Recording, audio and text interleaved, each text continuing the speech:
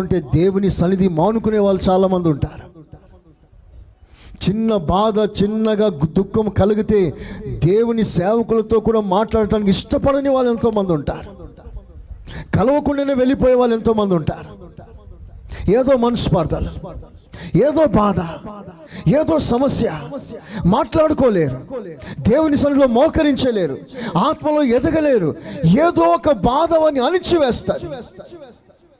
అలాంటి వాళ్ళు ఎంతోమంది దేవునికి దూరం అయిపోయిన వారి చరిత్ర మనకు తెలుసు. ఈరోజు సంఘాల్లో లేరు వాళ్ళు. ఎందుకు?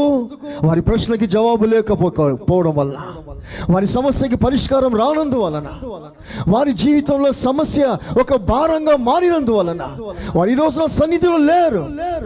ఈ రోజున నీకు నాకు కావలసిన మొదటి పాఠం, ఎంత పెద్ద గాలి తుఫాన్ అయినా ఆయన చిత్తము చేయగలిగిన కృప మనకు కావాలి. చెప్పండి యేసయ్యా స్తోత్రం.